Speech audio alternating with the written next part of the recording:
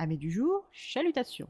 Pour les petits nouveaux, moi c'est Sekhmet et je vous souhaite la bienvenue dans mon podcast littéraire. Dans mon émission, je vais tenter 3 fois par semaine de vous donner envie de découvrir des livres de tout poil, récents et moins récents. Alors, si ça vous tente, c'est par ici la suite. Aujourd'hui, je vais vous présenter Seras-tu là de Guillaume Musso, publié aux éditions Pocket.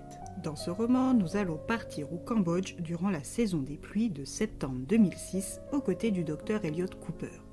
Elliot est l'actuel chef de service de chirurgie pédiatrique au Lenox Medical Center de San Francisco et il effectue, comme chaque année, une mission humanitaire avec la Croix-Rouge. Elliot n'est pas arrivé là où il est grâce à ses relations, mais bien à la force de son savoir et de ses compétences. Après des études brillantes à Berkeley, un externat à Boston, 4 ans d'internat et plusieurs spécialisations pédiatriques pour son clinica, il est entré au Lenox Medical Center. En 30 ans de carrière, le Dr Cooper a pu faire ses preuves jusqu'à obtenir le poste clé, il y a quelques années seulement.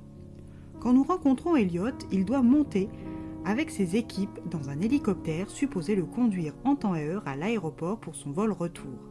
Mais il choisit de rester pour opérer le petit Lunan.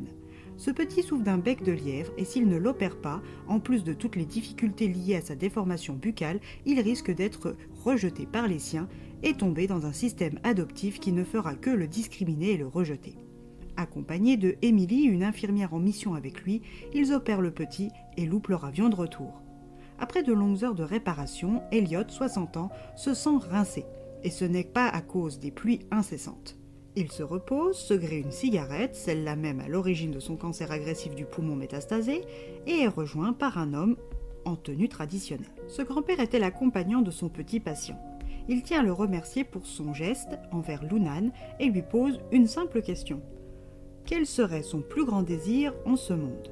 Sur le moment, Elliot aimerait donner une réponse altruiste, philosophique ou juste intelligente, mais la fatigue et l'épée Damoclès qu'il sait présente au-dessus de sa tête lui font répondre la vérité simple et égoïste d'un homme, il aimerait revoir une femme. L'homme comprend, et après avoir farfouillé dans son gourbi, revient avec un petit flacon contenant 10 petites pilules dorées. De retour à San Francisco, Elliot sait qu'il ne va pas pouvoir cacher son état de santé encore longtemps. Le temps est bientôt venu de l'annoncer à sa fille Angie, 20 ans, étudiante à New York, son meilleur ami de toujours, Matt, et à son travail. Pour l'heure, il se met au lit. En septembre 1976, à l'aéroport de Miami, nous retrouvons Elliot Cooper, jeune médecin de 30 ans, sur le point d'embarquer pour San Francisco après des vacances avec sa compagne depuis 10 ans, la vétérinaire Helena Cruz. Cette jeune femme d'origine brésilienne travaille avec les mammifères marins de l'Ocean World d'Orlando, le plus grand parc marin du monde à l'époque. Les deux docteurs vivent chacun à une extrémité du pays et n'ont jamais choisi de vivre ensemble, préférant l'intensité des moments à la quantité. Le moment des au revoir a sonné et contrairement à leur rituel, Helena l'accompagne dans l'aéroport car elle veut lui demander plutôt d'avoir un enfant. Elliot est sous le choc car même s'il l'aime de tout son cœur, qu'elle est la femme de sa vie, il ne veut pas d'enfant avec elle, ni avec personne d'ailleurs. Le couple se sépare sur cette déclaration, jetée par Helena comme un pavé dans la mare. Durant le vol, Elliot ne se sent pas d'attaque, mais une fois les pieds sur le plancher des vaches, son estomac, bien que jetlagué, se rappelle à lui. Il entre donc dans la brasserie de l'aéroport, le Golden Gate Café, et y mange. Une fois rassasié, il allume une cigarette en se promettant pour la énième fois que celle-ci sera la dernière. Quant au hasard de son désœuvrement, il voit un homme d'une 60aine d'années en pyjama, pieds nus, vagabonder dans le terminal. Son instinct de médecin prend le dessus sur sa fatigue et plus il s'approche de l'inconnu, plus il lui fait penser à son père mort 5 ans plus tôt d'un cancer du pancréas. Arrivé à la hauteur de l'homme, celui-ci l'appelle par son prénom et lui dit être lui dans 30 ans avant de se mettre à tousser en crachant du sang. Elliot lui donne une serviette en papier de la brasserie et le conduit aux commodités pour qu'il puisse se rafraîchir. Au bout d'un moment, il décide d'aller voir ce que le vieil homme fait, mais il a littéralement disparu. Elliot pense avoir halluciné avec le trop-plein de fatigue accumulé depuis qu'il travaille au Lenox Medical Center et décide de rentrer chez lui. La vie continue et le lendemain au travail, rien ne va. Quand il rentre chez lui le soir, il percute un chiot. Bien que pas fan des animaux, il récupère le petit blessé car il entend déjà sa compagne lui faire la morale s'il ne le fait pas. Il rentre enfin chez lui. De retour à la maison, à l'étage sur sa terrasse, il est de nouveau surpris par l'inconnu de l'aéroport.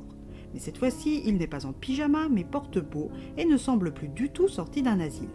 Afin de lui prouver son identité, le Elliot de 60 ans lui parle de leur père, du suicide de leur mère et la culpabilité qui est la leur depuis lors, avant de cajoler son nouveau compagnon à quatre pattes, de s'en griller une et de disparaître sous ses yeux. Paniqué par l'expérience, il fonce chez Matt pour obtenir de l'aide. Ce dernier, bien que sur le point de s'amuser avec une charmante demoiselle, choisit de l'aider. Ils repartent chez Elliot, cherchent à savoir qui il pourrait être et faute de réponse, contactent l'inspecteur Malden. Ce détective est resté en contact avec Elliot depuis la mort de Rose Cooper. Son voyageur du temps a oublié son Zippo Millennium Edition en argent. Pour se rassurer, il aimerait que l'inspecteur Malden lui confirme que les empreintes sont différentes des siennes. Après une étude minutieuse, le coup près tombe. Les empreintes du Zippo sont les siennes, pas de doute possible. Elliot est bien en contact avec son lui du futur et non un vulgaire stalker. Que va-t-il faire maintenant qu'il le sait? Le Elliot de 60 ans attend quelque chose de ses visites. Mais quoi? Changera-t-il le passé et son futur avec des interactions répétées? À vous de lire pour le découvrir.